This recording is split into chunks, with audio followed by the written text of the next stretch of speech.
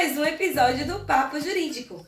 E o tema de hoje é princípios gerais que norteiam o processo penal. Vem com a gente! Iniciaremos, portanto, com o princípio da legalidade, disposto no artigo 5º, inciso 2 da Constituição Federal de 1988, que veio com o intuito de desmantelar qualquer influência de poder antidemocrático, visto que este princípio tem como objetivo proteger os indivíduos de situações arbitrárias, tanto executadas nas atividades da administração pública, quanto executadas nas atividades dos particulares. Ou seja, os atos e atividades da administração pública se restringem ao formato da lei e os atos e comportamentos dos particulares têm ampla liberdade para fazer o que desejarem, desde que não esteja proibido por lei. Há também o princípio da igualdade, que está exposto no caput do artigo 5º da Constituição Federal de 88, vindo este para assegurar os cidadãos o tratamento igualitário pela lei.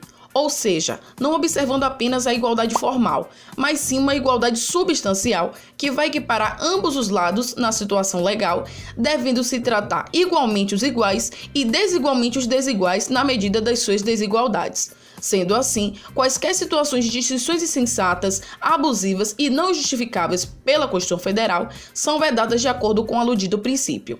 E com isso, acaba por delimitar a atuação do legislador, intérprete da autoridade pública e do particular.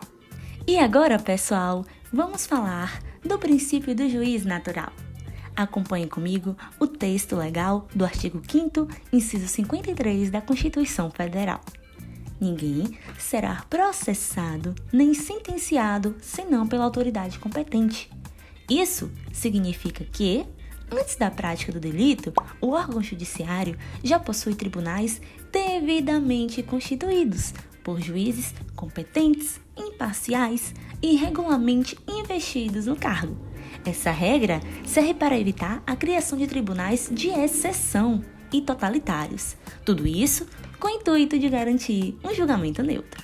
Vamos falar agora de um princípio que é presente na atual jurisprudência, que é o princípio do promotor natural. Este princípio consiste no fato de que os promotores de justiça devem ocupar cargos determinados por lei. Assim, é vedado ao chefe do Ministério Público fazer designações discricionárias de promotor ad hoc para determinado caso.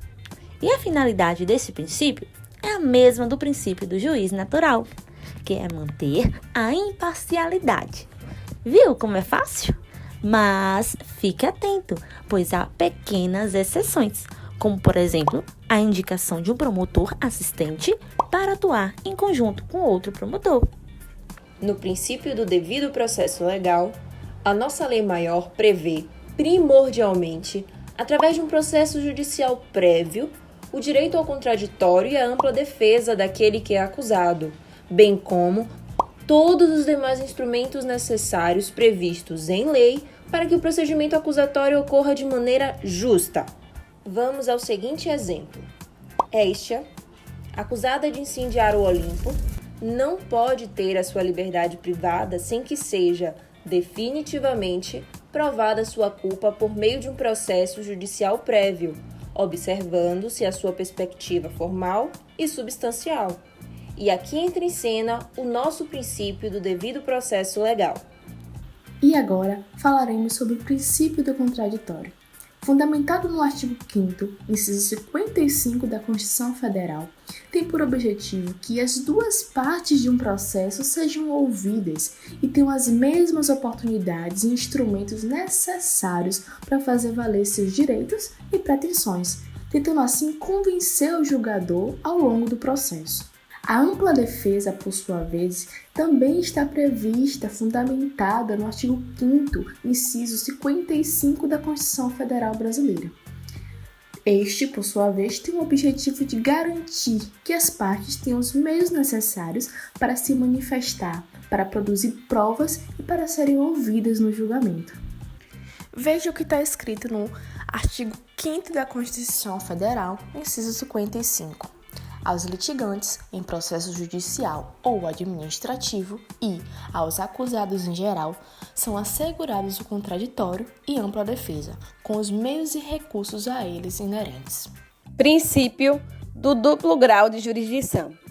é garantia prevista implicitamente na Constituição Federal, o qual significa que a decisão ora proferida pode ser submetida ao reexame por outro órgão jurisdicional, hierarquicamente de grau superior, tendo este que se limitar à análise somente daquilo que foi apresentado em primeiro grau.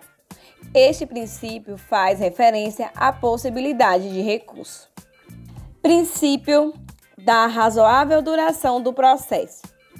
Possui previsão legal no artigo 5º, inciso 78, que diz, abre aspas, a todos no âmbito judicial e administrativo são assegurados a razoável duração do processo e os meios que garantam a celeridade de sua tramitação, fecha aspas.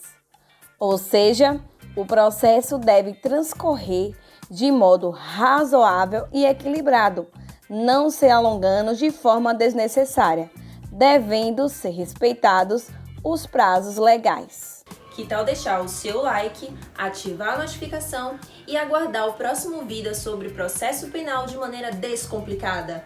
Aguardo você ansiosamente!